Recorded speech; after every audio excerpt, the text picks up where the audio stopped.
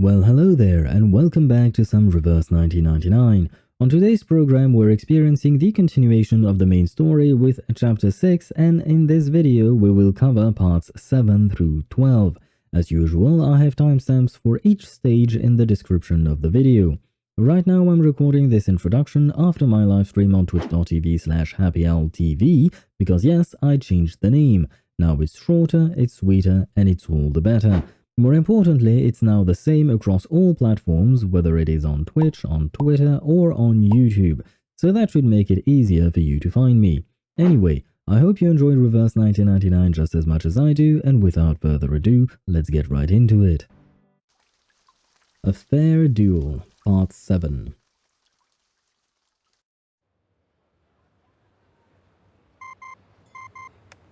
Good day. I would like to check the date of a novel. Yes, it is Der Mann ohne Eigenschaften by Robert Musil.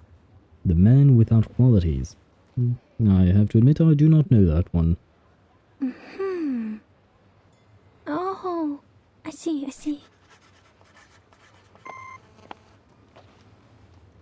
What did they say? Just as I remembered it. The novel was completed in 1930. The word Kakania was also created by Robert Musil. The word itself was created by Robert Musil. But right now we are prior to 1930. So how come Kakania is called Kakania and I'm talking about the character? That is very strange, right? Kakania should not be a nickname for anyone in 1914. Right, okay, so she does point it out. It doesn't belong to this era. So could she be working for the Menace? It would be surprising. She could be with Manus Vindictae. Oh. Or at least associated with their people. Yeah, indeed, I guess. She had the same thought. But yeah, I would still call it surprising. She doesn't really seem like the Menace type, or rather, given all the Menace characters we've encountered so far, she doesn't really fit with them, I'd say. So perhaps she's something else entirely as well. There is that possibility. What's more, when we were at the Secession building, I read that painting, The Salvation. It seemed out of place compared to the other paintings. Théophile may have applied a new technique on the Salvation, a more daring kind, audacious even. But these are only subtleties, I can't be too certain. I was interrupted by that strangely speaking gentleman, so I didn't get everything. Another thing, its content reminds me of the symbol of the circle. Marcus rummages through the bookcase, finding the pamphlet tucked within the thick register. This twisting circle resembles the circles in the Salvation. Heinrich called them magical circles, one next to another. They must be more than just circles, I think. Was he demonstrating the madness of passion? But the lines are clean. Perhaps the purity of eternity? No, the circles are too twisted for that. Or was he just representing a primitive state of being? Or perhaps he was just drawing circles. Who knows? I don't understand any of it. Me neither. Thank you, Hoffman, for saying what I was thinking. So this must be art. Yes, it is. Ma'am, you're funny sometimes. I don't think she meant it to be funny. I wasn't joking. Yeah, there you have it. Based on what we know, we can't be sure if this group of young arcanists and the Manus are connected. But we all know that the latter is eager to win over the cynical revolutionary youth. You did well, Marcus.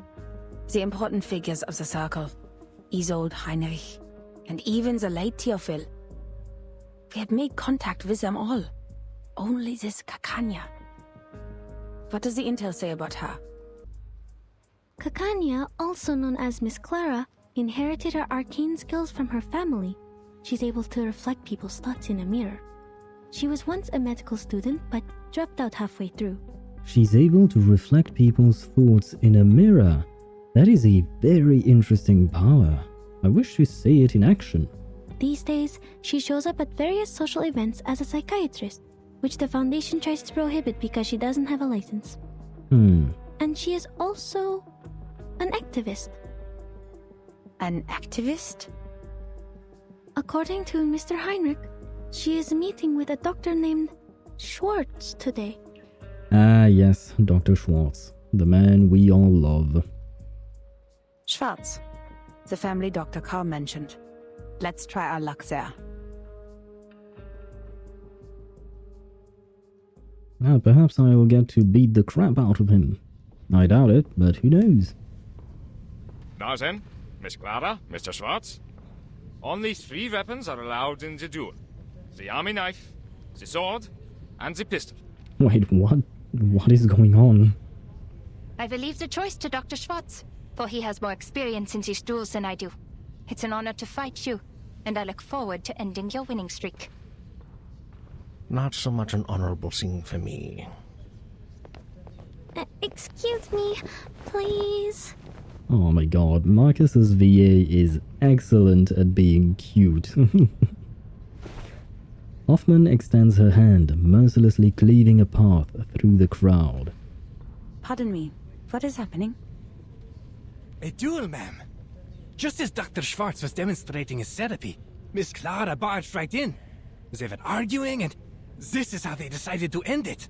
To ensure fairness of the duel, the combat must happen within 48 hours of the challenge. But I've never seen one take place on the spot.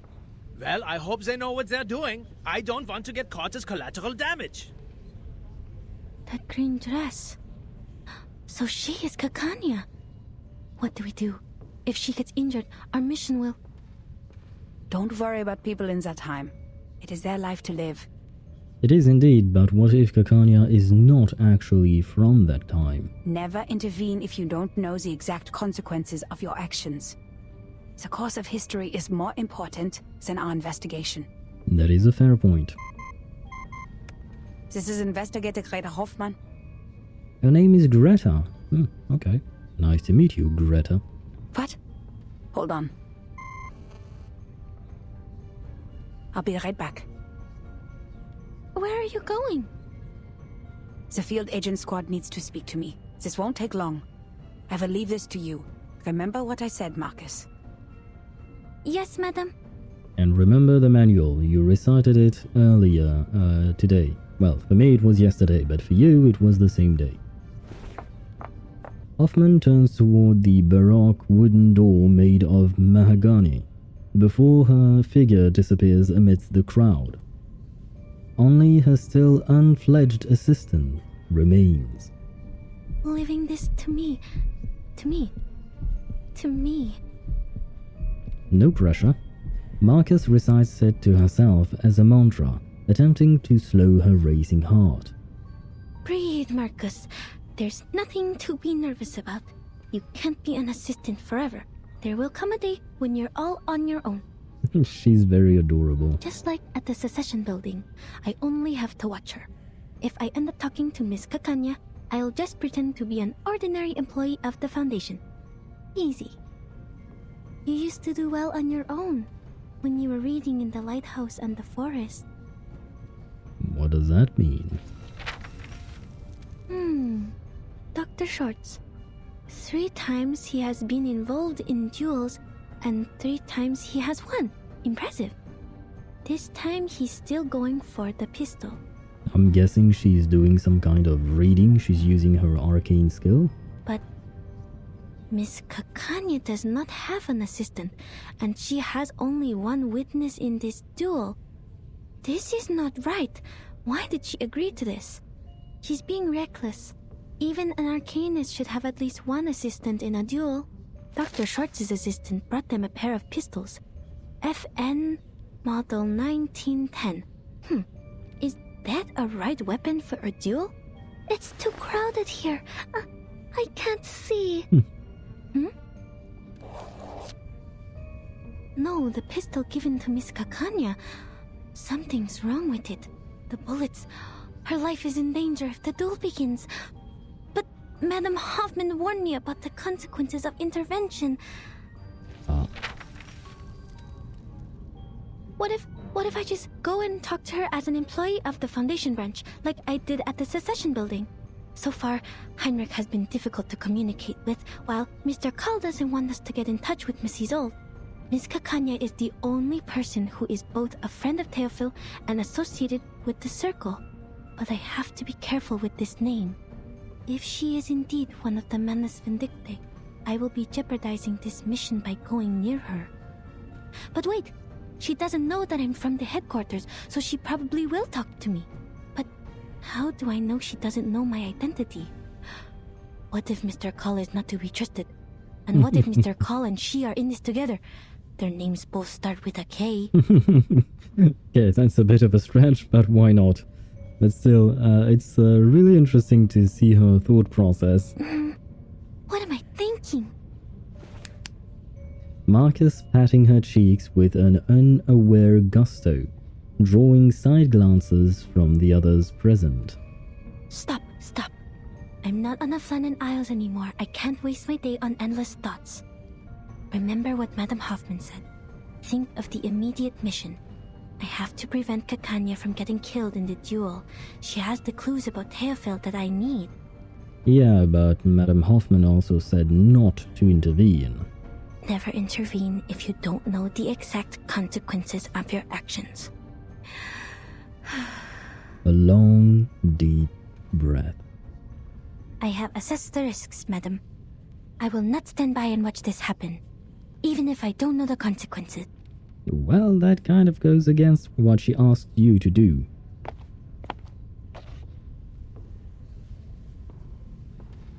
I need to make this clear to you. Not only have you hindered Miss Dietersdorf from getting the treatment she needs, but you have repeatedly defamed me. I really do not like that Dr. Schwartz. I can only admit that you're right if you have to call a different academic perspective slander. A different academic perspective? Do you really think Freud and his petty tricks are academic? One could hardly find a worse insult to science than this. Is that so? Do you really mean that? Rumor has it that you taught the militaries a method of hypnosis for a price. Do you wish to clear things up here?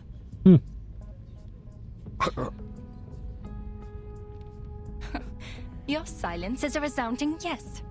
Tell me, why did you please the ministers with these petty tricks, but not with your most advanced electrotherapy you've been touting? Do you harbor negative feelings towards Mr. Freud because of his open rejection of hypnosis? What does any of this have to do with you? Many things, Mr. Schwartz. Your behavior has greatly undermined the interests of arcanists, who are your own people. Not to mention that hypnosis is a violation of a patient's free will, and I have reason to believe that this duel is entirely personal. I must make it clear that your wife's appointment with me has nothing to do with the rumors of your lackluster performance in the bedroom.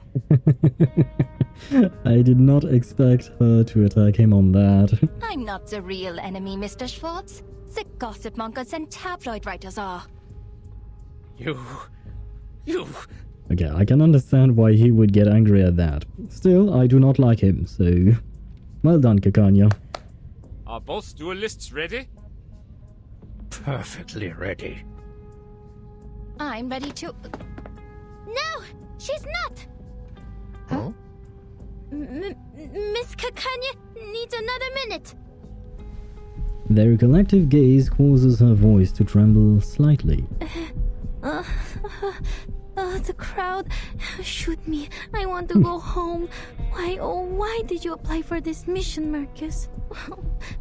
The reason I was laughing is because she said shoot me, which is not something you should say when two people are holding guns.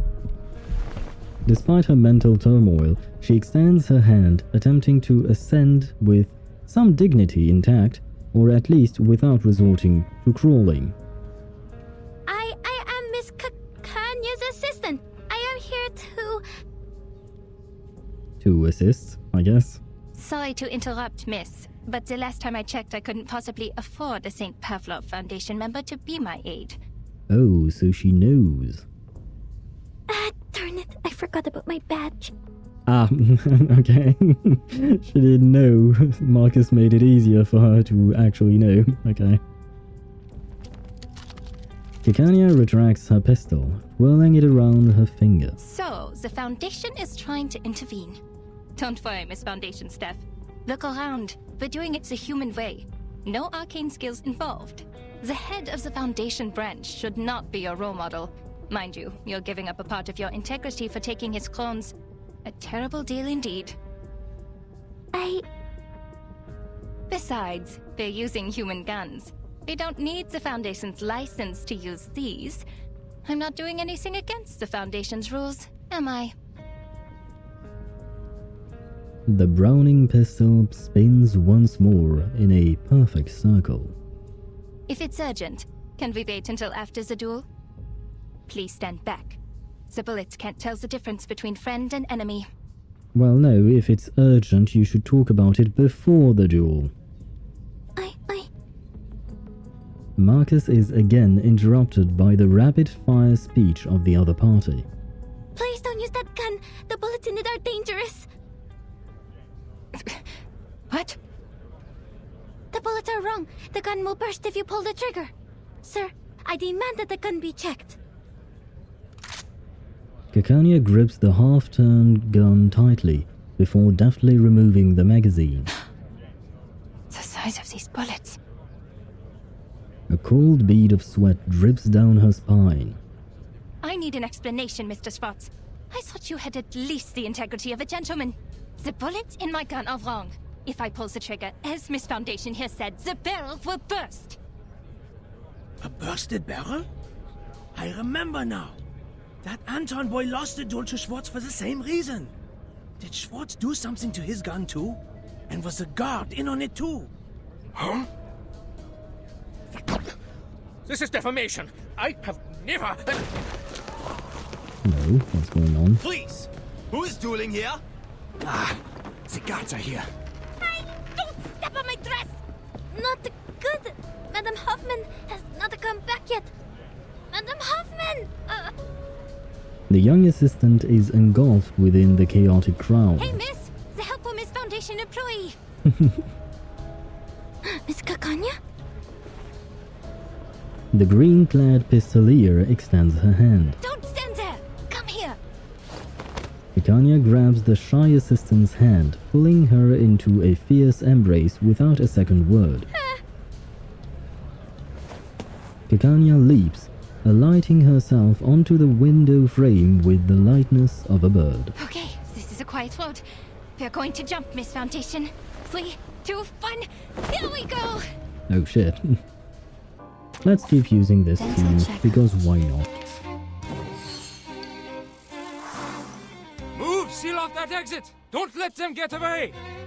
Got to sneak away. Don't worry, Miss Foundation. I won't leave you behind. I'll help you as you helped me. That's not... Kanya, this way!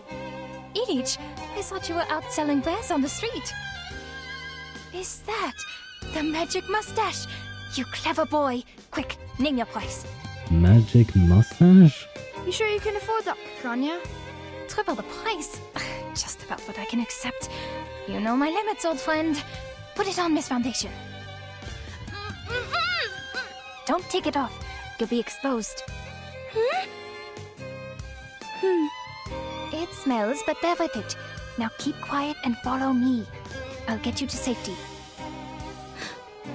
Lead us if you want your pay, Ilich. Got it. Follow me. A few moments later. Mirror and Lantern, Part 8. Kanya, this way. Over here. Ilich! Thanks a lot. The prop sure came in handy. What was the point of that magic mustache? Kikanya tears off her fake beard, fanning herself with her hand. Was that just a disguise? Finally. Why do I keep having things stick to my lips? That is a very strange question. Ha! Be careful with that. It is no ordinary beard. Every single strand was soaked in a Bohemian potion, mixed with bloodroot, toad's heart, and Yavangal. Why were the gods after you? That's a long story. And oh, don't worry about this kind little lady. She saved my life, and she's sort of a friend. How do you determine fractions of a friend? A third of? She discreetly releases the button of the communicator in her pocket. This is bad. The connection is down. I can't get in touch with Madame Hoffman. She's probably in an important conversation with the field agent squad and has calls on block. It's okay, Marcus. You can do this yourself. Just stay in the conversation. Communication is not that hard. You've done this through before. You can do it. I've said before and I'll say it again, and I think I will keep saying it, Marcus is adorable. Despite having written about 1,000 ways to start a conversation, she never expected to find herself in a situation like this. Marcus frantically racks her mind for topics to discuss. Fortunately, everyone present is far more talkative than she is. My, Kakanya, are you friends with the government officials now? Times have changed indeed. I've been here for a whole year, but I've never seen an official without a beard. Where are you from? Croatia? Moravia? Galicia? I grew up in Romania. Oh, I'm from Bosnia and Herzegovina. That makes us friends, since we're both from somewhere near. Okay, that was, a joke. I will not say more. Be careful on the streets these days, Ilich. You could be in trouble too if the guards catch you. After all, you haven't got a license. Huh? You don't? Oh, of course not. Have you read the requirements? Records of the safe use of arcane skills within 3 generations. I was born in the streets. I don't even know who my grandmother was. Oh shit. And the records aren't the hard part to get around. If you're applying in Vienna, the license has to be issued by the central government. It's not an Austrian problem, nor a Hungarian problem. The central government sits in the middle, and no official has any idea of what's what. Should this be the Kaiser's concern? Or the Königs? Or both? You'd be the biggest fool to listen and follow these broken rules. Stuck in the system, nowhere to go. Unless you work the magic of crowns. What happens if we don't have an arcanum license? Oh, you'll love this. Who knows, you could get 3 days in detention, or maybe 10 years in prison. Even if you are sentenced to prison, they might forget to bring you in. 3 days in detention or maybe 10 years in prison, that is quite a gap in time for a sentence. Or, if you're an outstanding citizen who can shed your arcanum during your human re-education, you might get to have a nice life. Without a license, that is. You can shed your arcanum? How does that even work? Our justice system is much more unpredictable than the arcanists. We still have a fair chance of getting away. Very informative, Ilich. Kakanya clears her throat, still somewhat guarded, and flashes out a meaningful glance. Oh, well done. Bis später, Kakanya and Miss Foundation. Forget I said anything? Goodbye, Vendor 1, named Illich. They are... Some arcanist kids on the streets. I'm surprised you know nothing about them. The country has changed, lady, and not everything in Vienna is as decent and sumptuous as the buildings on Ringstrasse and Herrengasse. Her tone belies a hint of sarcasm. I'm thankful for your help, Miss Foundation, but so far I have returned the favor. You don't want the gods either, do you? Fair even. So, can you tell me why you're here? Oh, I see. Mr. Carl sent you, didn't he? Because I don't have a psychiatrist license. Can't you people give me a break? I swear on my ancestors, I'm doing this entirely the arcanist way. It has nothing to do with human science. She poses a question but leaves no room for an answer. Leaning closer to Marcus, she pushes her glasses up with suspicion. Don't you people ever sleep? Do you not have a life? This is the 10th time this month. Even got rest after working 6 days in a row. That was a funny line, Kakanya. I have an arcanum license inherited from my family. It is nothing to be ashamed of. My fees are reasonable. No one's ever complained. No, Miss Kakanya, this is really cool.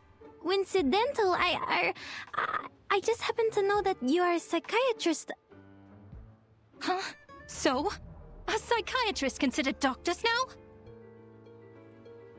Maintaining her barriers of politeness against the rapid topic changes feel like holding a smile in a hailstorm. On the verge of tears, Marcus desperately falls back to the field mission manual. Oh no, she's on the verge of tears. Oh my god, poor Marcus. I think there's been a misunderstanding. Wait, I'm not here to check your credentials. Then what? So you call yourself Kakanya, but I know your first name is Clara. Oh, I didn't know the Foundation staff reads my work. How very flattering. Yes, I'm Clara. But Miss Foundation, don't you think Kakanya is an intriguing name? Heinrich, who is a friend of mine, gave me a book which greatly inspired me. Interesting. So perhaps Heinrich is part of the menace, and that is how he got his hands on a book which should not exist in this time period. Our country is just like that name. It both is and isn't. It both has and has not. If you look for it, it can't be found. Yet if you stop looking, it's everywhere. That is very cryptic, but okay. Look at this country, my friend. The sumptuous buildings rise so high that the people in power never have to lay eyes on the rye farmers of Bohemia, the immigrants from the east coast of the Adriatic Sea, or on the arcanists. How could there possibly be smog choking the industrial area?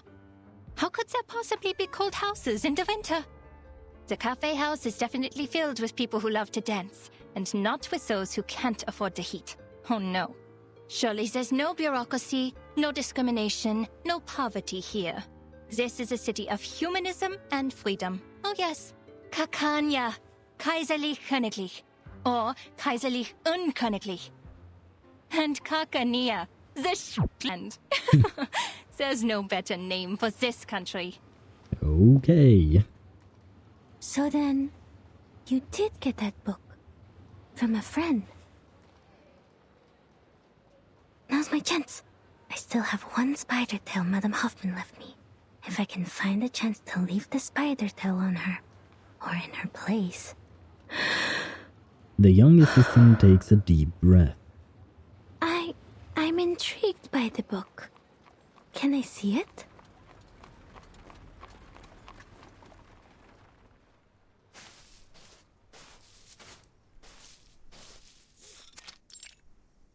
Oh, what's going on? This concludes the reports by Semmelweis of the Field Agents and Administration.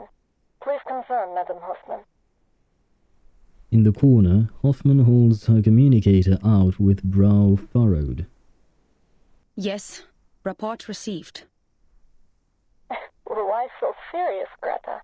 That was just routine. And I envy your lightheartedness and optimism. They got you out of Vienna on such short notice.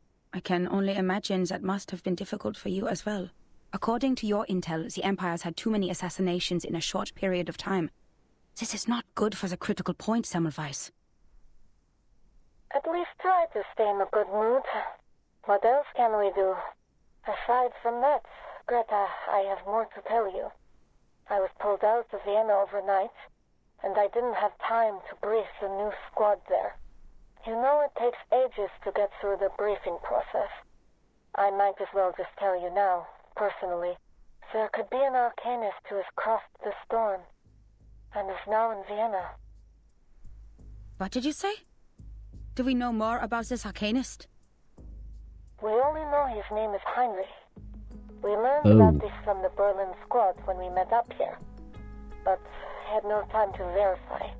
But what does it mean to cross the storm? I see. Leave the rest to us. If true, he traveled to Berlin during the 6th storm and survived the 1913 storm there. And after the 1966 storm and the one in 1929... And now it's 1913 for the second time. For all the arcanists who crossed the 6th storm. This is exciting news. The time has returned. I have no idea how the storm works. I have to admit I am utterly lost as to what is happening. I understand the excitement, but perhaps time in its chaotic fashion has inadvertently returned to the same year. Yeah, chaotic is definitely the word I would use to describe the storm and whatever is going on with time, because, as I said previously, I am utterly lost. I hear you, Semmelweis. This is valuable information. I'll let it... Greta? Are you still there? Sorry, I have to go. Something's wrong with the spider tail I left on Marcus. This is not her ritual. Something's happened. Now, this will be the to be continued, I guess. I'm surprised, Miss Marcus. You know so much about Cicera. Never mind, it keeps going. I thought the Foundation was nothing but bureaucrats and bookworms. Oh, have you been to the Secession building? Did you like it? Shame that book isn't there. Kikania finally finds the key. Please, come in. Forgive the mess. I must say that it is at least more orderly than the administration of the Empire. Thank you. The room resembles a studio more so than a clinic. The scene is scattered about with unfinished paintings, dried paints, stage props, and posters. And mirrors. Many, many mirrors. These are stage props. Heinrich left them here. He certainly learned some useful things in Berlin. Make yourself comfortable. I'll get you some tea and look for the book. Please don't bother, Miss Kakanya. I won't stay long. I have to go back to the branch soon. I just need to confirm that you have that book with you. What happened? The clinic's curtains are tightly drawn, blocking out the day, yet her mirrors flash with light for a second. Is this Kakanya's arcane skill? Marcus quickly covers her eyes with her hands, stepping back toward the door. Kakanya's cheerful voice rings from the other side. Oh, Miss Foundation, it's okay. Just a little trick I use to ensure my personal safety. I usually even charge for this. Look into the mirror which reflects your inner world. This trick has been used by arcanists for thousands of years. When it was first used, the Roman Emperor still ruled this land. Speaking of which, Miss Foundation, how did you know that the pistol was tampered with? Your arcane skill? Though it might only be some sort of trick of psychology, the mirror's glare becomes increasingly blinding. Don't look at the mirror. The investigator braces herself as she grips the lamp, ready for combat at a moment's notice. Kakanya's tone remains gentle, as if soothing one of her patients. I am curious. No need to be alarmed. I'll treat you gently. Oh, this is the to be continued. But I do believe we are owed a fight, yes indeed. Deep breaths, miss. Look at the mirror. This is a private session. Your secrets are safe with me. Now, what do you see?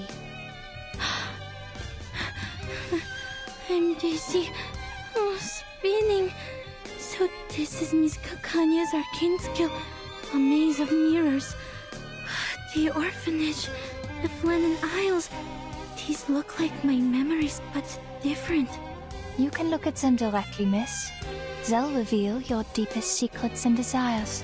Yeah, I think she doesn't want to reveal her deepest hatred and desires.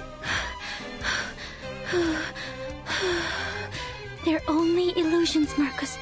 Just break her arcane skill and get out. I'll do the only thing I can do. Raid. I see her. She's behind these illusions, but which one is real? I want to attack at least all three of them once, that way I can focus on which one is which.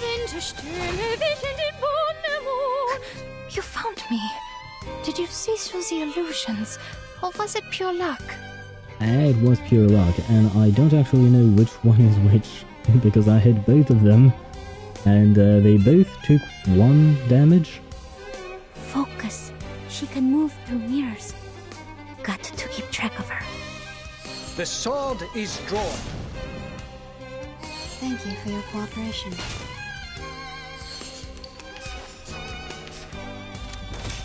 Stop. Oh.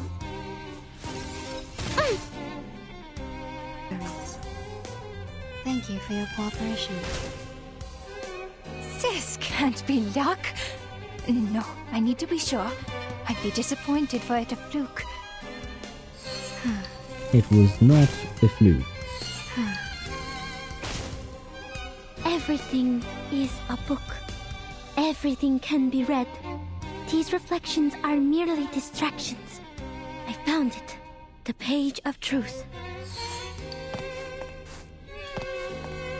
Oh, it's true. You saw through the illusions as you saw through the pistol. Oh, all right, enough of my tricks. What a pleasant surprise. How does your skill work? Let me see. No! I'm out of here!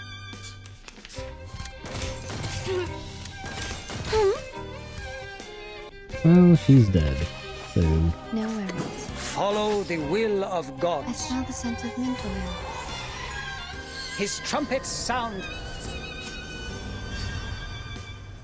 The judgment day has come.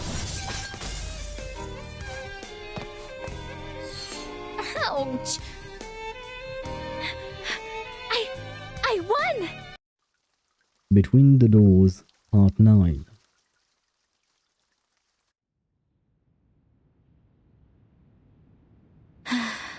The reflections she created were real enough, but not perfect. The reflections had neither shadows nor breath. Most importantly, they didn't have her passion and subtle movements. I read the truth from these details. She meant me no harm. Maybe it was just a little trick she was playing. Maybe she was testing you. But She steadies her breath, looking down at the figure on the ground. She inadvertently used too much force. Kikanya is still on the ground, supporting her hat with one hand. Her lips tremble incredulously, shocked by her own failure. That was... She lunges toward Marcus, who reflexively withdraws her hand. I knew it.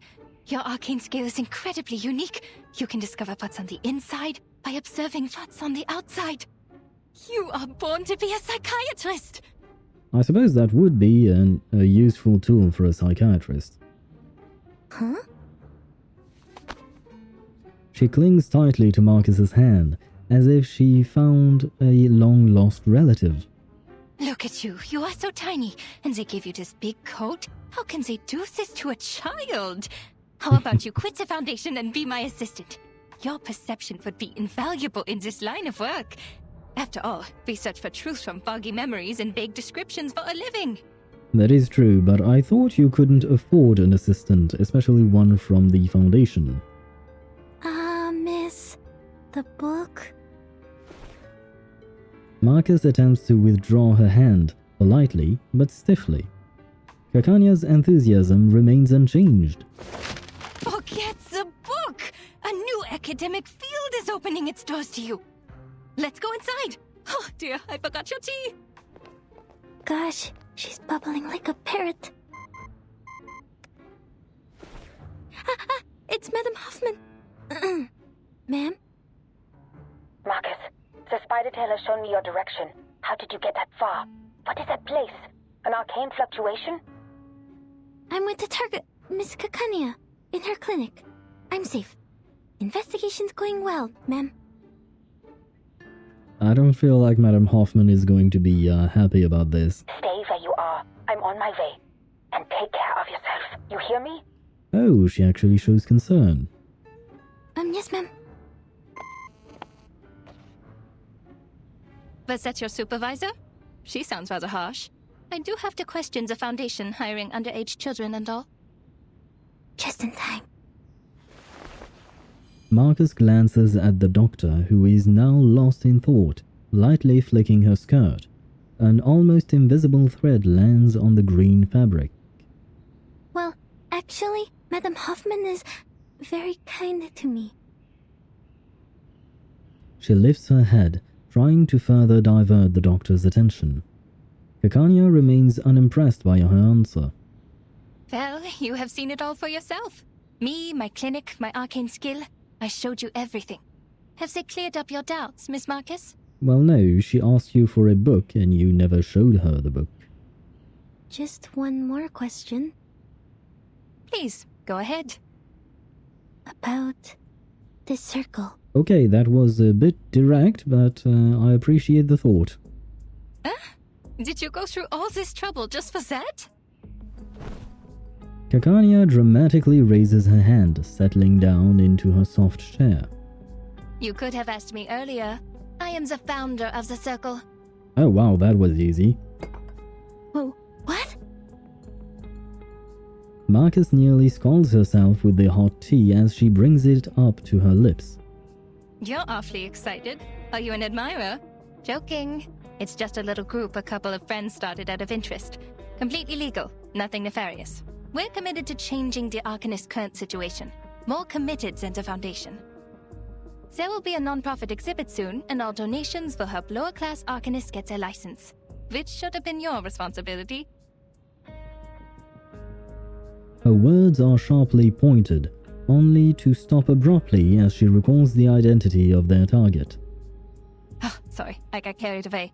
I should persuade you to join us, not to take your current job. Marcus shakes her head, feeling altogether fortunate now to not be involved in the disputes of this era. And the painting in this exhibit will be the salvation? That's right, you've been to the Secession building. And that's a masterpiece which would be hard to miss. That was Theophil's final piece of work, the Golden Isle being its subject.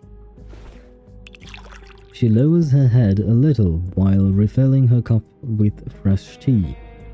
It was big news at the time.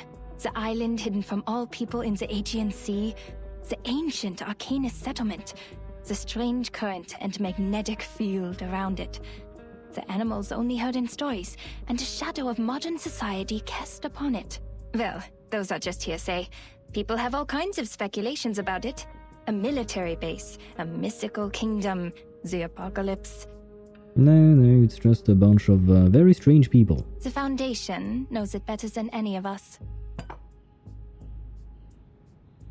Kakanya sets down the teacup, her focus calm but impassioned. Miss Marcus, I've told you everything I know. If you trust me, please tell me one thing. I'm sorry, Miss Kakanya. I can't. There really are people on that island? If so, how did they protect themselves in these changing times? This is my only question, as an arcanist and as a human being. Wait, she said as an arcanist and as a human being, so she considers herself both. Because so far all we've heard is a distinction between regular humans and arcanists.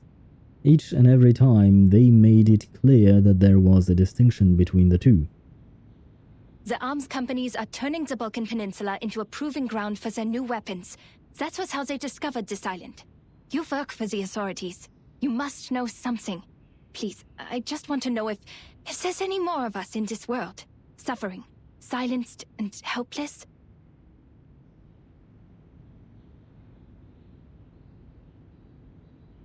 Kakanya's passion dims over the prolonged silence. Fine. You work for the Foundation, after all. I shouldn't have asked. It's just that I'm hoping for at least one rational person in such an irredeemable bureaucracy. Someone who doesn't think it's just a bunch of deranged lunatics over there. Well, they are kind of deranged lunatics, but they are kind of nice. Depend on who.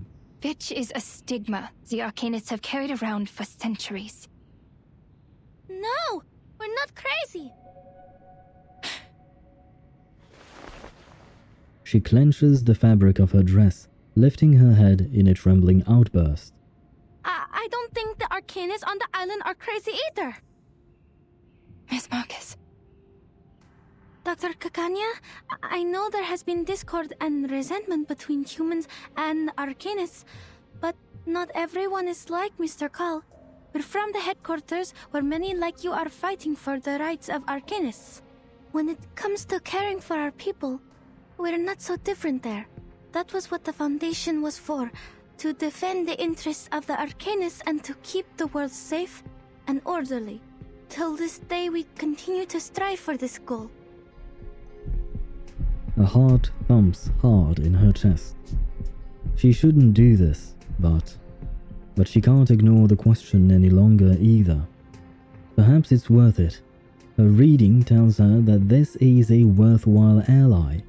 They have no fundamental disagreements between one another. Just this one insignificant piece of information. If it might bridge the gap in their positions. Time stretches on. My sympathies for all that is happening. Oh. Marcus receives another embrace. We could have been very good friends if you weren't working for the Foundation. I know you meant every word you said. I can see how you burned with passion. The Circle was founded for the same reason. But I will not change my view on certain things. But on second thought, I have friends working in all kinds of places. We have a big house, plenty of wine and refreshments. There is more than enough room for a new friend. I would like to invite you to the Secession building, and to be present at the opening of the exhibit, Miss Marcus. And we can talk more about what you said afterwards. That'd be great. But my supervisor... That is tricky. But a minor like you requires the presence of a guardian. And you told me that she's kind to you. Well, she can come with you. We must abide by the law, after all. It might help to clear up misunderstandings if she's there. A hug comes once again. All right. I have to inform Heinrich that we have 2 more guests coming. Oh, shoot. I have an appointment today. I almost forgot the time. I have to go. I know what you're going to ask, but patient information is confidential. Kakanya idly wags her finger. Her thoughts seem to have drifted onto future treatments.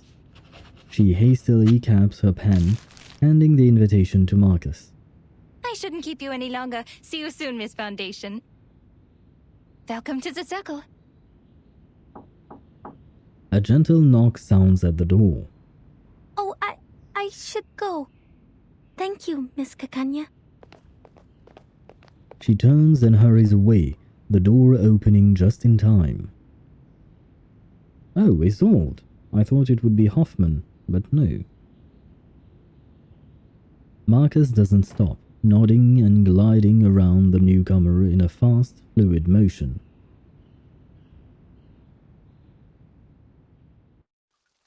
The Mind's Endoscope, Part 10.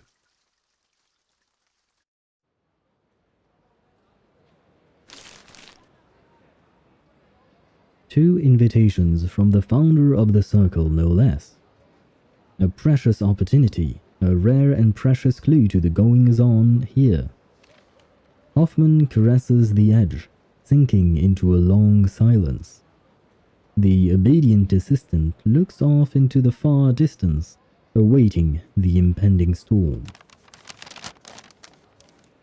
You know what happened.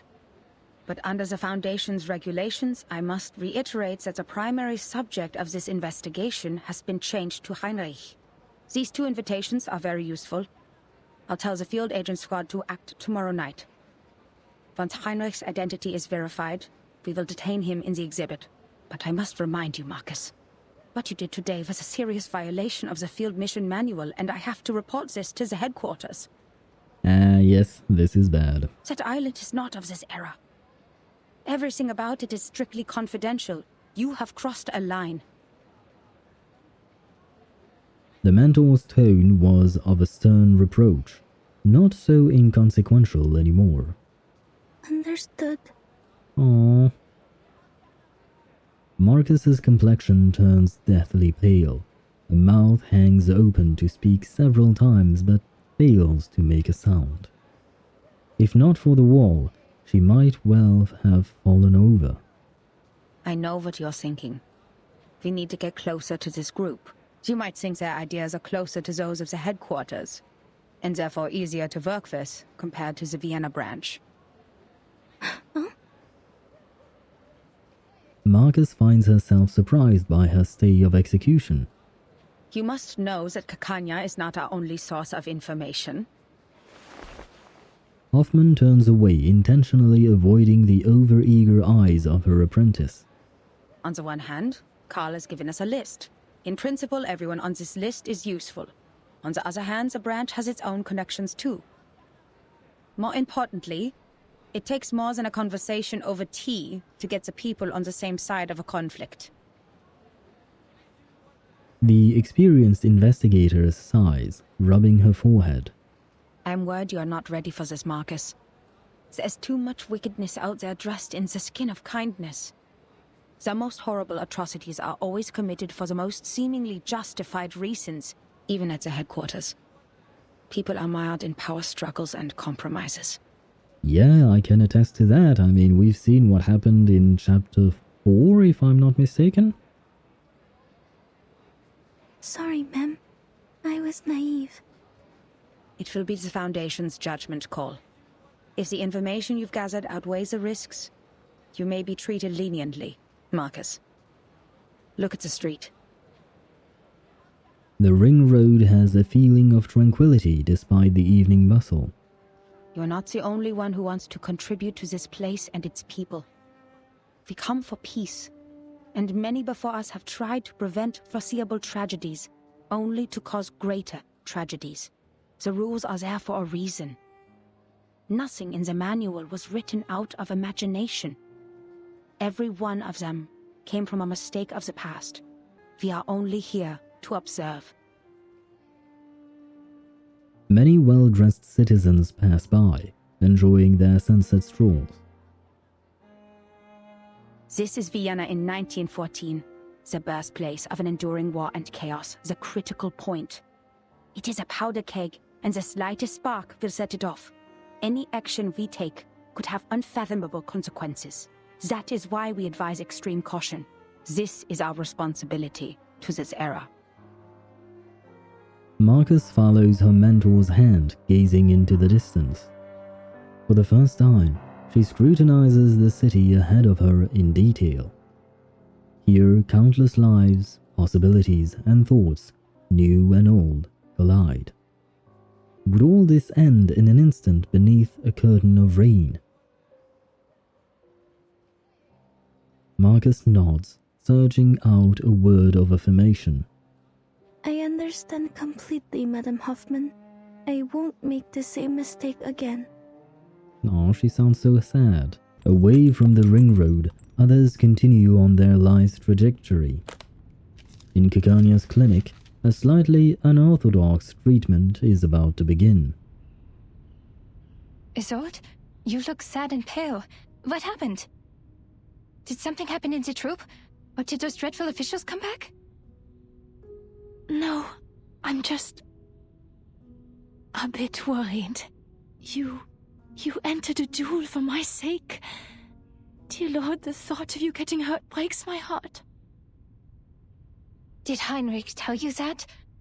He needs to keep his mouth shut. Don't worry about me, Isolde. I fought for the ethics of the profession, and I'm ready to bear the consequences of my actions. Well, you almost died. I mean, thankfully Marcus helped you out. That scum sold the secrets of hypnosis to the military. It's a treatment, not a means of interrogation. In the end, all is well. The duel didn't happen, and I'm here, unharmed. All thanks to that young missy from the Foundation. That young missy from the Foundation? The lady who just left? I bumped into her at the door. So you've seen her? She was at the cessation building. You weren't there. Did she give you any trouble? You told me the Foundation was after you for a while because you didn't have a license. I can help you, Doctor. I can ask Mr. Carl to... No need for that. We only just became friends. Friends? You told me to stay away from the Foundation staff, but now you're making friends with them. Oh, she's different, dear Isolde. We met by chance. I gave her an invitation to the exhibit, so you'll see her there. I think you two will become best friends. It would take all day to tell you everything. You're here for treatment. Let's not waste time on unimportant things. Unimportant? All right. Picania coughs, trying to revert to her more professional guise. You're a personal friend, Isolde, so I didn't want to give you therapy in the first place. Because I'm not good enough or sick enough to be your patient? No, that is absolutely not the reason. No, because I'm not good enough. I wasn't properly trained. I don't have a medical license or a degree. This is the cold hard truth, and you're too important a friend to me. Well, beyond that, you should not treat a friend. Ethically speaking, a psychiatrist or a psychologist is not supposed to treat their loved ones. Their patients should not be family members or friends or anything like that. But I can no longer watch you suffer from the horrible treatments those quacks gave you. Yeah, that I can understand. I may not have a license, but I have the knowledge and ethics that they don't. I never overcharge my treatment, nor sell unnecessary things to the patient, and I will never experiment on my patients. Your smile. So you agree with what I said about those psychiatrists and doctors? Okay, then let's get to it. Picania spins her pen in an excited twirl, flipping open her treatment book. Dr. Sigmund Freud wrote that repression of desires is one of the primary causes of hysteria. You need to release these desires. I'll guide your memory to find the deeply hidden thoughts. Trust me, and tell me everything during the session. You'll suffer less from the repression, and your physical ailments, fainting and convulsions, will become less severe. Cast off your shackles and trust in me. This first step is crucial. I know tragedies in your family have affected you deeply, but I'm here to help you now. If you have trouble putting thoughts into words, use this mirror. It reflects your inner thoughts, like mine's endoscope. I cast an arcane skill on it to help your thoughts surface. Look at it, and tell me what you see. My inner thoughts? Yes, I won't hypnotize you. Nor will I turn around and peek at the mirror. What's in there belongs to only you. We're just going to talk. Hypnosis is a therapy I most detest. It doesn't help you understand and rediscover yourself. And if the dialogue isn't based on the full awareness and consent of both parties, it's pointless. I see. I will do my best. Do your best? Relax. You're not on the job. Just turn around. Look in the mirror and tell me, what do you see? I see golden circles. Theophil in his study, on his feet. His hand gesturing intensely in the air. Ah, yes. I am there too.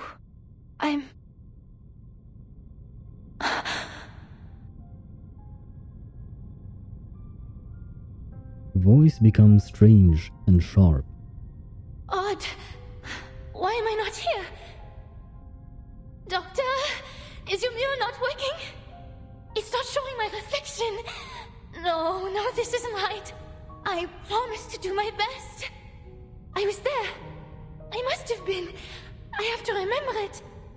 You prepared all of this for my sake. I mustn't disappoint you. God damn, she seems to have quite some weight on her shoulders. Oh no, she's stuck in her obsessive thoughts. Isolde, please sit down and listen to my voice. The actress, ignoring her doctor's warnings, forcefully grips the edge of the mirror. Who am I? Where am I? Hello? Is anybody there? Who is me? I'm who? Greetings. Hello? The candles go out and the room fills with an inexplicable breeze. An incorporeal voice responds to her inquiry, invited in from the void. The lost ghosts. The last time in the secession building. Now I understand. I have to get her to stop relying so much on her arcane power. Luckily, not completing my education is why I know a little bit of everything. The doctor rushes to the full-sized mirror in the workshop, removing the grey cloths one by one. What are you doing, Doctor? Is the session over? Was it because I did something wrong? Did I mess up? Nonsense. You were doing great. I just have to clean the room a bit. A more intense flash fills the clinic, dispelling the damp and resentful Shoo! darkness. Go away! Mirrors are useless to ghosts. Leave my patient alone and never come back. I'm guessing next up we are going to fight the ghosts? Yes, indeed. Well, we'll keep this theme. It's an honor to meet you. Oh, we have Isolde against Isolde. Hello? Are you talking to me? These ghosts are confusing her. I have to calm her before she hurts herself. I'll take care of you, Miss Dittersdorf. Shh. Tell me, who is here? I'll behave, Miss Kekanya. Look at me, please. Who? She's a little girl.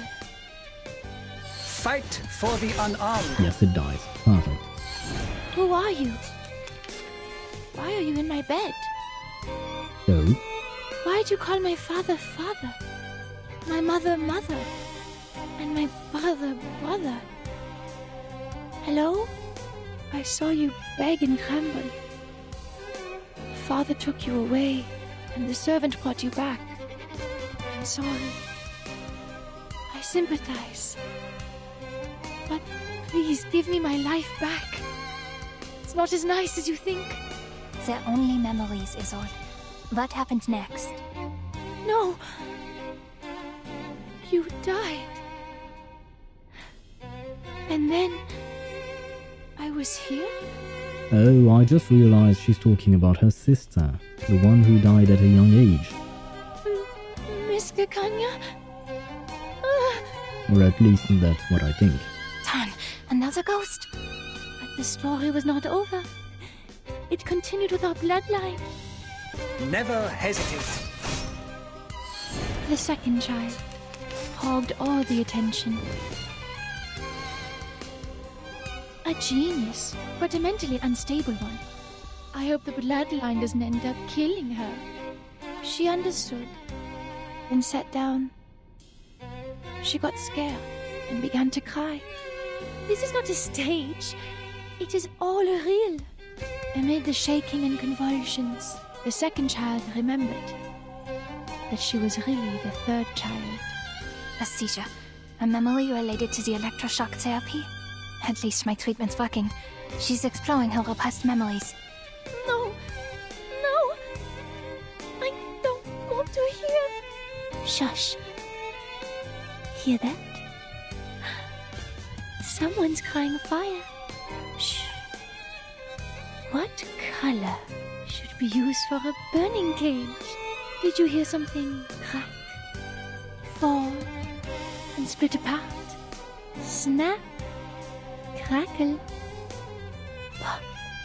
The fire is yelling. Something's burning in the fire. They left. It's okay, I'm here.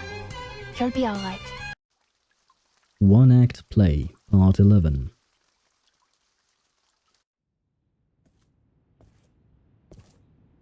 Feeling better now? Is anything still haunting you? Talking to you? Do you remember who you are, Isolde? The clinic returns to silence as Kekanya holds Isolde's hand, observing with concern the pale actress before her. She looks toward the tabletop mirror, allowing tears to fall from her hollow eyes. Oh, yes, Doctor. I see it now. That fire. The fire that devoured everything. How could I ever forget? The raging fire consumed everything, including Theophil. He was screaming. His mind was already gone before he ignited it all. So, did he die in the fire or did he shoot himself? Because we still have these two versions for his death. How could you ignore everything with such disregard? Who allowed him to forget with such disregard? Well, I remember it all. I am from a noble family. I need to be a qualified Dittersdorf. An outstanding arcanist. A first-rate opera singer, a good sister, And a good daughter. Yeah, the one thing I forgot to mention is that she actually witnessed her brother's death, so possibly she witnessed him burning alive. Okay, that is a lot to take in, and I can understand why she is feeling the way she is feeling. Never forget my manners, never forget the family. And she has quite the pressure upon her own shoulders. Perhaps her family put a lot of pressure onto her. Possibly after her sister's death, maybe.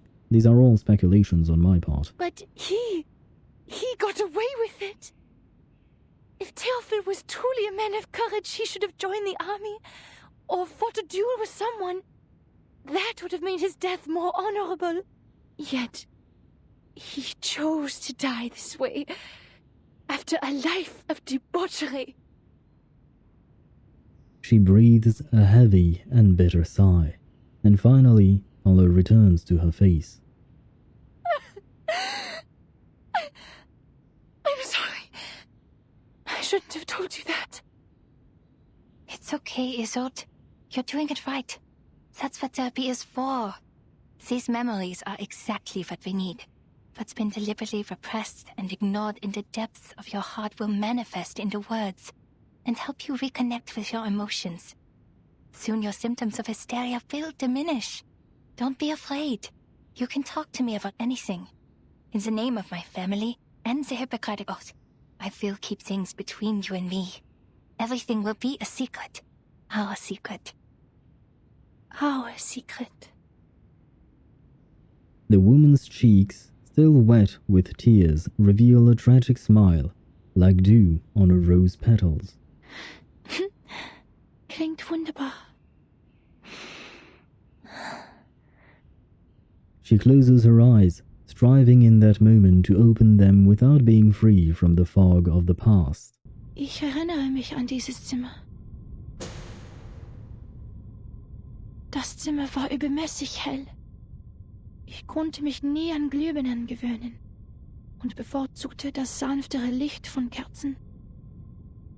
Meine Mutter hatte immer eine weiße Kerze brennen, wenn sie mich beim Zubettgehen sah. The room was excessively bright. I never got used to the light bulbs, preferring the softer light of candles. My mother always had a white candle burning when she saw me at bedtime. Was ist mit dieser Kerze passiert? What happened to that candle? Jemand hat sie umgeworfen. Das freche Balg. Mein dunkelhaariger Bruder. Someone knocked it over. That naughty brat. My dark-haired brother. Zündete die Kerze an, setzte das Zimmer in Brand und verbrannte all seine Gemälde. He lit the candle, set the room on fire, and burned all his paintings. Rannte zu mir. Sein Körper brannte. In seiner Hand war... He ran to me, his body burning. In his hand was... eine Waffe. A gun. Ich sagte Theophil einmal, sei kein Genie wie Weininger. Sich eine Kugel zu geben, werde ihn nicht berühmt machen. Nur ein Debüt hinterlässt Eindruck. Die folgenden Shows sind langweilige Wiederholungen. I once told Theophil he's not a genius like Weininger. Biting the bullet won't make him famous. Only a debut leaves an impression. The shows that follow are boring repetitions. Lachte. In der Tat, zu viele haben sich für Ruhm erschossen. Nur durch leidenschaftliches Feuer würde die Welt sich an mich erinnern. He laughed. Indeed, too many have shot themselves for fame. Only through passionate fire would the world remember me. Ich verabschiedete mich von ihm und ging nach unten, um mit den Damen zu sprechen. Blut durchtränkte den Holzboden und tropfte in meinen Becher. Tropf, Tropf, Tropf. Ich ging nach oben und fand Theophil in einer Blutlache liegen. I bid him farewell and went downstairs to talk to the ladies. Blood soaked the wooden floor and dripped into my cup. Plop, plop, plop. I went upstairs and found Theophil lying in a pool of blood. Ein Revolver lag in seiner Hand. Wie sein Zylinder wie Musik klickte. A revolver was in his hand. How its cylinder clicked like music. Ich hob mein Kleid an, damit das Feuer wie Wasser herabbrüllen konnte. Ich lehnte mich über das Loch an seiner linken Schläfe und sagte: Theophil, wo ist dein Feuer? I lifted my dress so the fire could roll down like water. I leaned over to the hole on his left temple and said, Theophil, where is your fire? Theophil setzte sich auf und sagte: Isolde, wo ist deine Waffe? Theophil sat up and said, Isolde, where is your gun? Ihre Waffe? Your gun? Meine Waffe? My gun? Her voice trailed out into a slow, sinister growl. Isolde swoons towards the reflection in the mirror, her hand raised high as if delivering a monologue on stage. Meine Waffe! Ich erinnere mich jetzt. Ich hielt die Waffe die ganze Zeit. My gun, I remember now. I was holding the gun all along. Theophil stand im Arbeitszimmer. Die Flammen umhüllten den Balken, die Decke, alles. Theophil stood in the study. The flames engulfed the beam, the ceiling, everything. Was? Titania speaks as softly as possible despite her shock, with the intent not to disturb the woman's soliloquy. Rannte auf mich zu, schreiend vor Schmerzen. Brannte. Die Hitze trocknete mir die Augen aus. He ran toward me, screaming in pain. It was burning, the heat drying up my eyes. The woman begins to shake under the weight of revelation. Stand in Flammen und rannte auf mich zu. Doktor, rannte auf mich zu. He was on fire and running towards me. Doctor, he ran at me. She clenches her teeth, trying to squeeze out words, gripping her chest as if to squeeze out her insides, to open herself like a finely crafted wooden box, offering herself to her rescuer. Tief einatmen. Ganz langsam ausatmen. Es ist alles in Ordnung, Isolde. Ich bin hier bei Ihnen. Sie sind sicher. Breathe in. Breathe out. It's okay, Isolde. I'm here by your side. You are safe. Titania extends her arms, gently encircling the woman into her embrace. She breathes deeply, calming down inside the green wall. Und dann hörte ich einen Schuss. And then I heard a shot. Their embrace tightens slightly. Ich kann mich nicht erinnern. Der Abzug war schwer zu ziehen. Nach dem Schuss ist es mir aus der Hand gerutscht. I can't remember. The trigger was hard to pull. After the shot, it slipped out of my hand. She lifts her head up towards the good doctor, tears flowing from her eyes.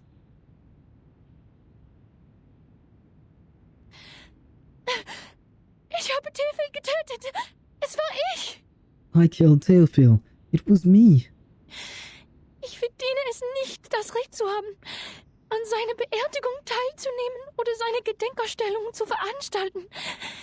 Ich verdiene keine Sympathie und Freundlichkeit. I don't deserve the right to attend his funeral or to hold his memorial art exhibit. I don't deserve any of the sympathy and kindness. Ich hätte in dem Feuer verbrennen sollen. Ich hätte sterben sollen. I should have burned in that fire. I should have died. Alles ist gut. It's fine. Ich bin weder Richter noch Polizist, Isolde. Ich bin einfach nur Ihr Arzt. Ich werde Ihnen treu bleiben, egal was Sie denken, wer Sie sind. I'm neither judge nor police, Isolde. I'm just your doctor. I'll remain faithful to you, no matter what you think you are. Ihr Leben war in Gefahr. Jeder hätte dasselbe getan. Your life was in danger. Anyone would have done the same. Es war nicht Ihre Schuld, Isolde. Sie waren einfach verängstigt. It was not your fault, Isolde. You were just terrified. Schämen Sie sich nicht für Ihr instinktives Verhalten. Seien Sie versichert, Ihr Geheimnis ist bei mir sicher. Don't be ashamed of your instinctive behavior. Rest assured, your secret is safe with me. Nach Dr. Freud ist das Akzeptieren Ihrer Dunkelheit der erste Schritt zur Befreiung. According to Dr. Freud, embracing your darkness is the first step to liberation. Es erfordert Mut und ist nicht einfach zu tun. Die meisten Menschen schaffen es nicht. Aber Sie haben das sehr gut gemacht. It takes courage and is not easy to do. Most people can't do it, but you've done a very good job.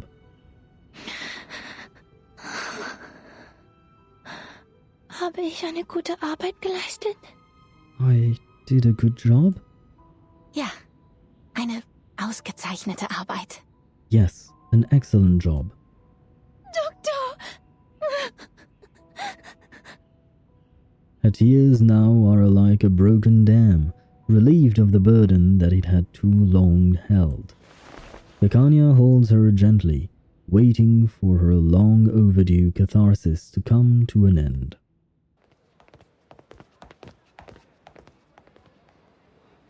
All right, this is as far as I can walk you. You have to host a ceremony tomorrow, and Tosca's next week. Vienna won't forgive me if I take up too much of your time. Don't worry about it. Like you said, the night breeze will do me some good.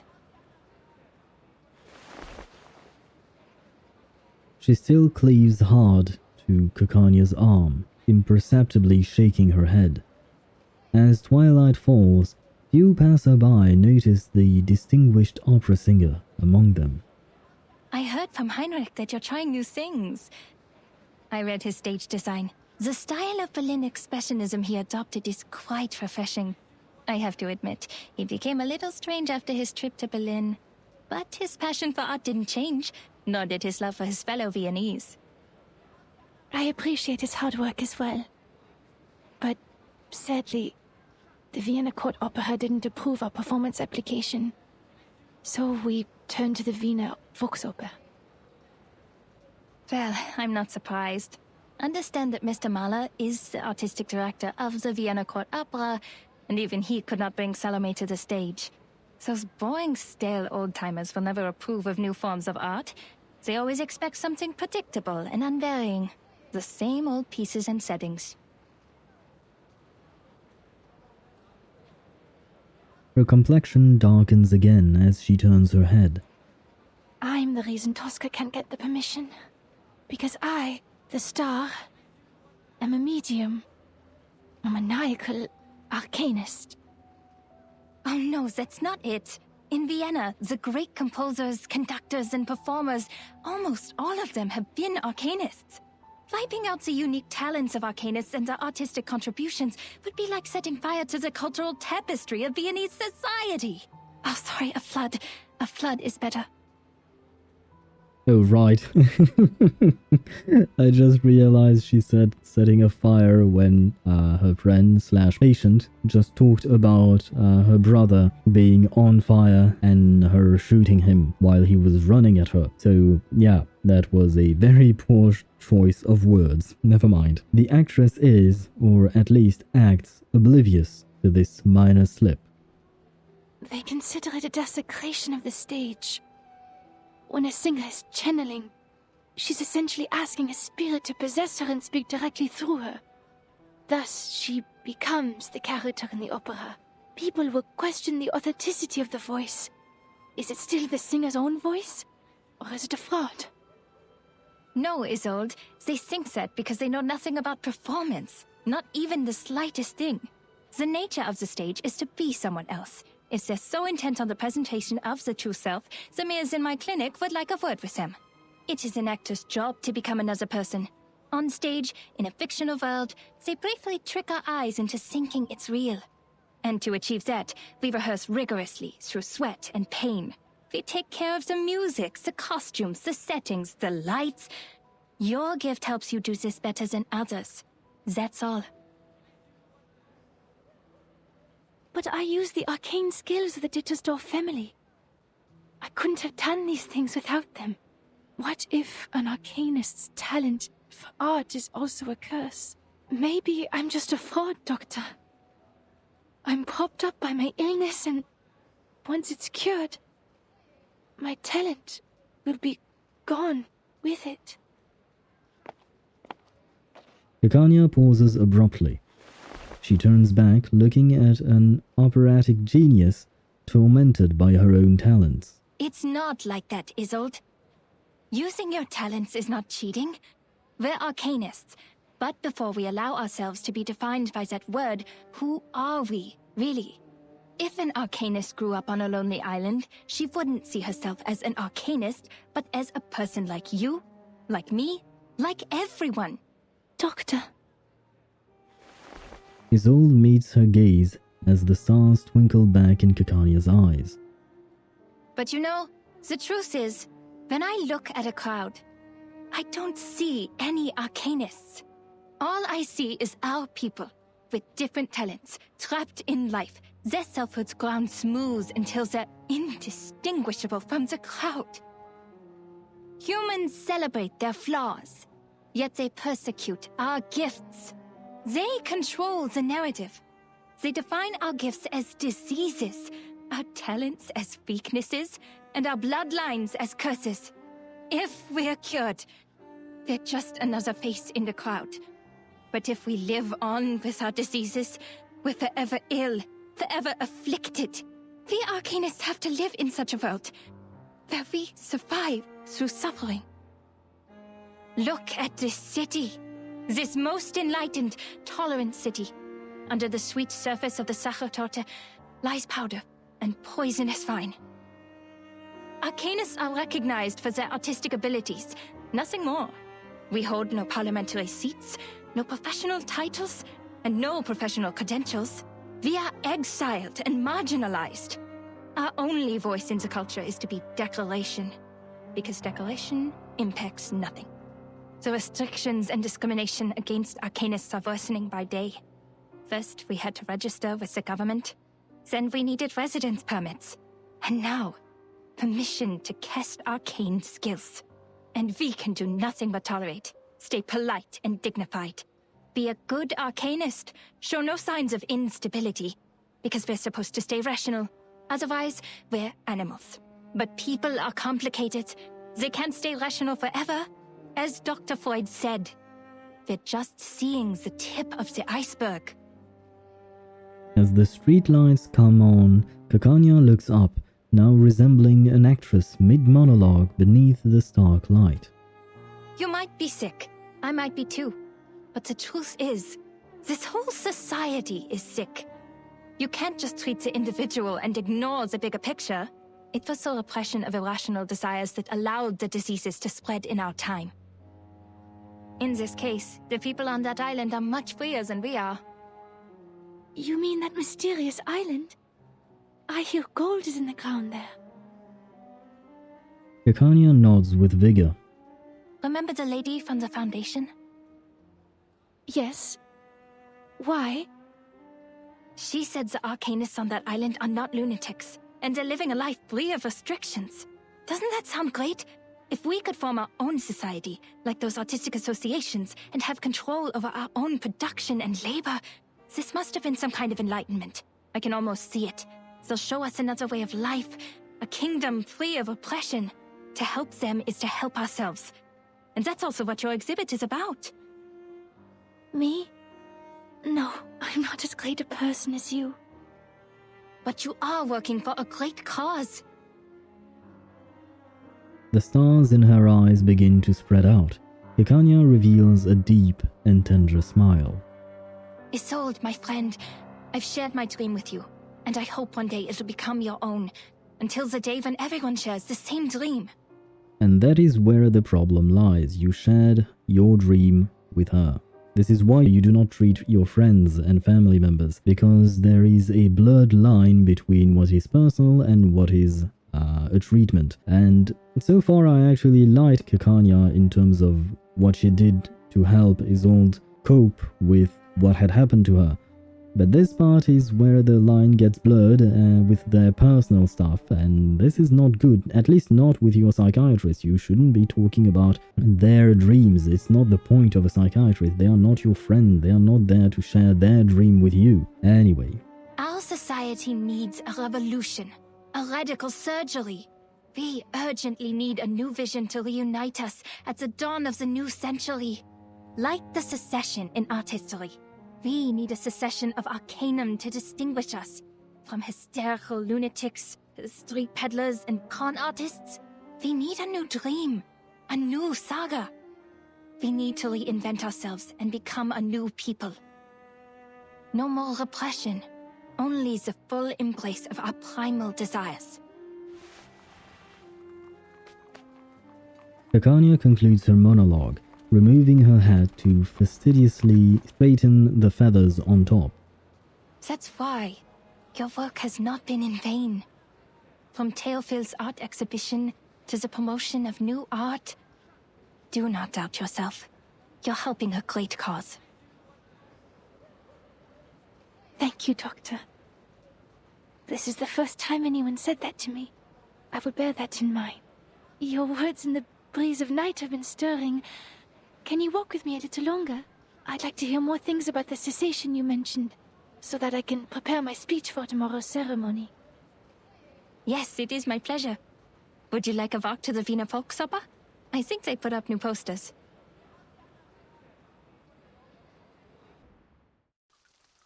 Art Exhibit, Part 12.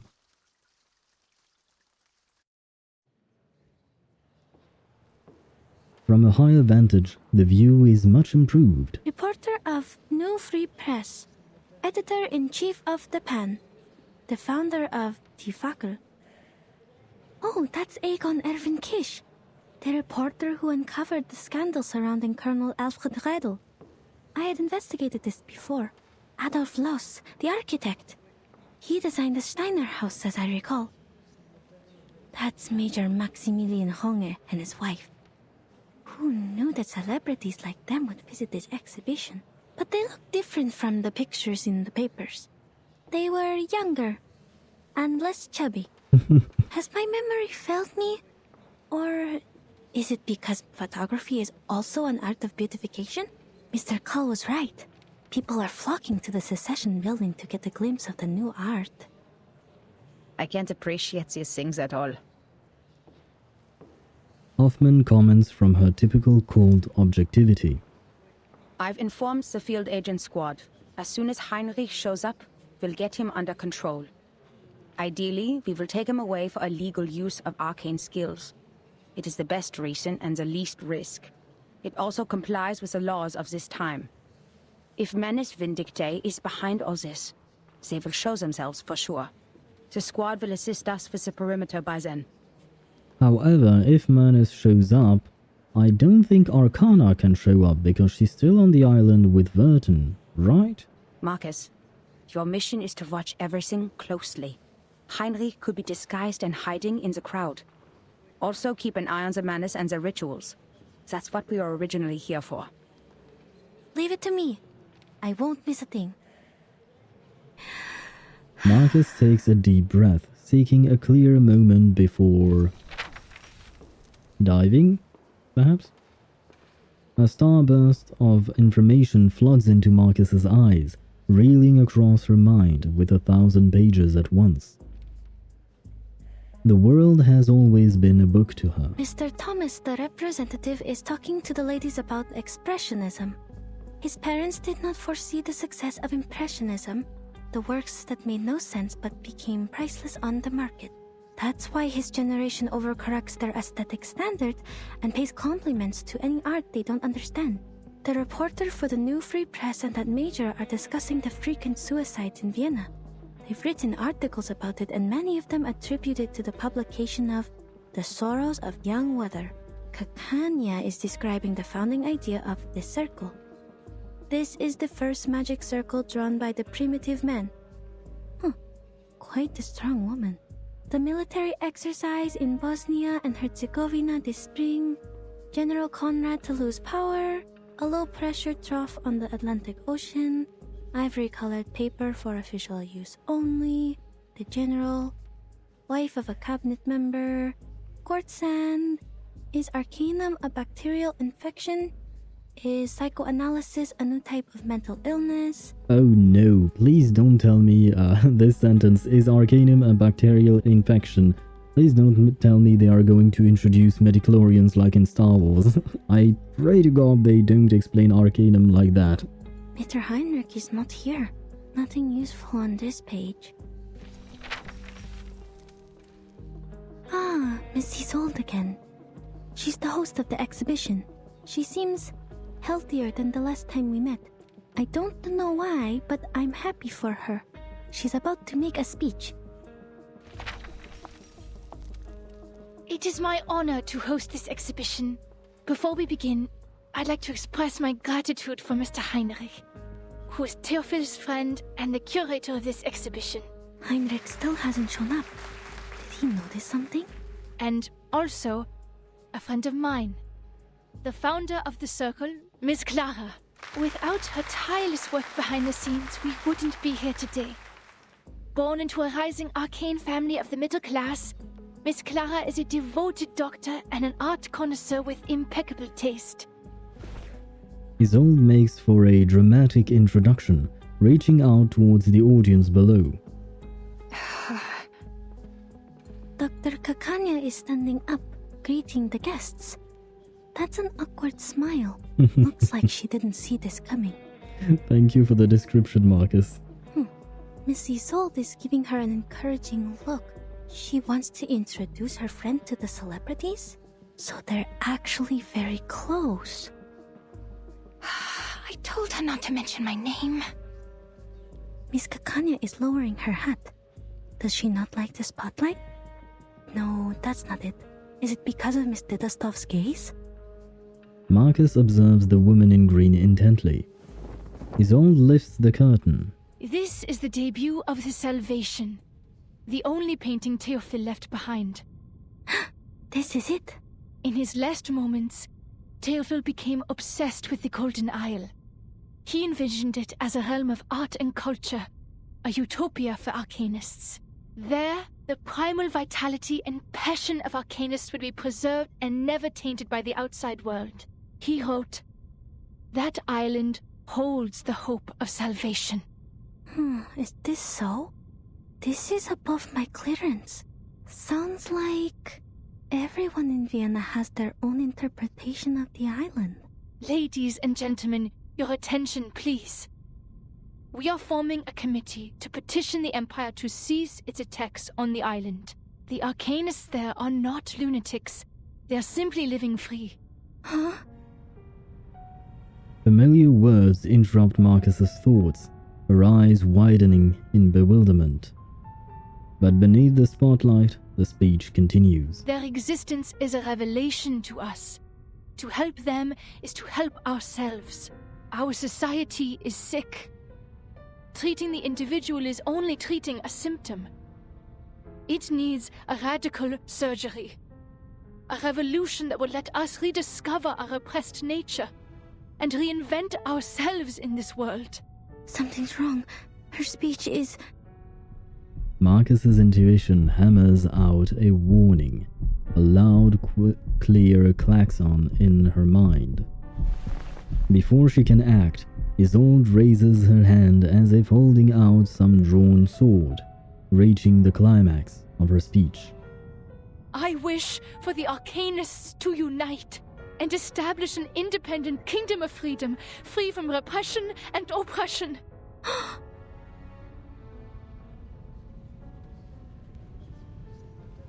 It's an emergency. Seal the exits. Add Isolde to our targets. Hoffman delivers her orders coldly and without a moment of hesitation. Marcus, now. What? Am I hearing things, or did Miss Dittledoff really say that? At first, the crowd stirs like a ripple over a deep and swift current. Oh, forgive her. Perhaps Miss Dittledoff hasn't fully recovered from her illness. I think so too. Kakanya rises up from her seat, her head sliding off her knee, stunned hands failing to catch it. What? How? I did not tell her to. Ladies and gentlemen, dear friends, calm down! A man's voice booms from the other end of the exhibition hall. Do not panic, for I have found salvation for you! Oh boy. Heinrich? What is that behind you?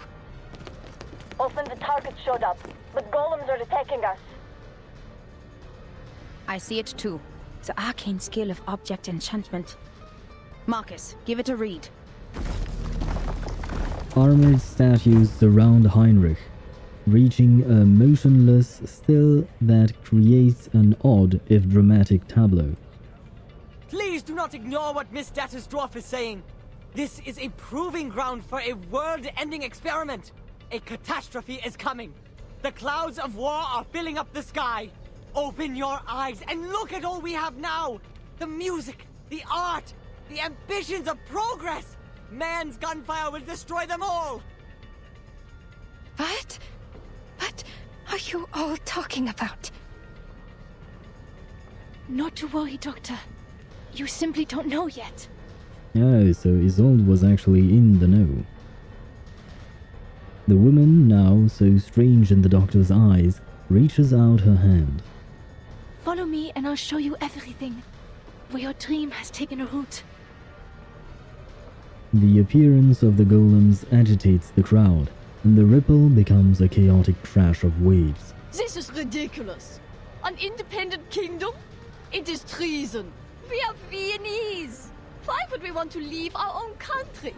Are these golems works of art too? They look expensive. I'd like one in my collection. Well, they are works of art, sure, but they are also works of war. Open the door and let us go. This travesty is a disgrace. No. The glow of arcane skill strikes against the golem, but leaves no trace of damage. Are these golems immune to Arcanum? We can't get to Heinrich. Madame Hoffman, I read them. Object enchantment strokes. The same ones we found at the Foundation branch.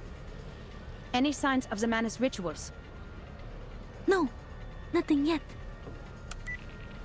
Hoffman nods, pressing the communicator again. Golems can only be broken from within. Marcus, tell everyone the method.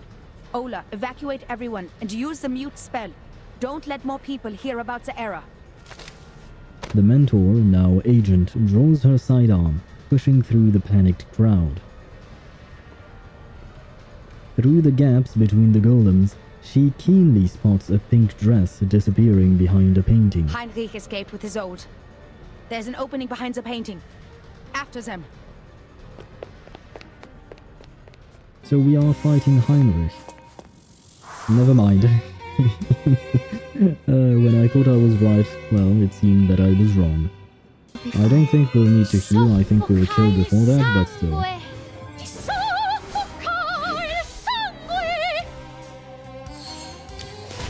Yep, we killed. Never Madame mind. Hoffman, are you all right?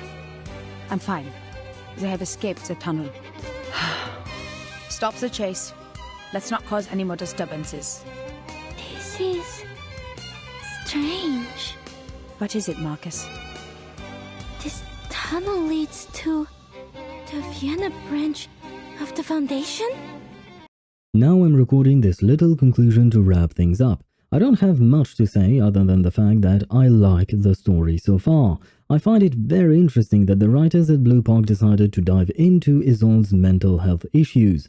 As I've studied such subjects in the past, I am quite passionate about psychology, and I think Isolde as a character is rather well written. The one thing I will question is the fact that Kakania is treating a friend. Ethically speaking, it's a big no-no. Mental health workers are not supposed to get personal with their patients, and for good reason. The one I'll mention here is that Kakania shared her dream of radically changing their society to an emotionally unstable patient. We know that changing society sometimes came from brutal actions, so even if Kakania's idea was about peace, it could easily be twisted into words of violence, which I believe is what Heinrich may have done. To be fair to Kakania, psychology, or rather psychoanalysis, was in its infancy back then, so they did not have the same standards as we have nowadays. Still, I think it's a very interesting topic to explore, as even today the line between a mental health worker and a patient is not always that clear. As I said, it's an interesting topic, so I could go on and on and on, but I think this conclusion would become way too long. So what did you think of this stretch of the story? Leave your thoughts in the comments down below. If you liked this video, don't forget to press the like button ever so gently and subscribe for more. I am Happy Owl, and wait, my usual outro no longer works with this new name. Well, time for a new outro then, or perhaps I'll try a few of them in the next videos. Thank you for watching, I am Happy Owl, and I wish you an awesome day.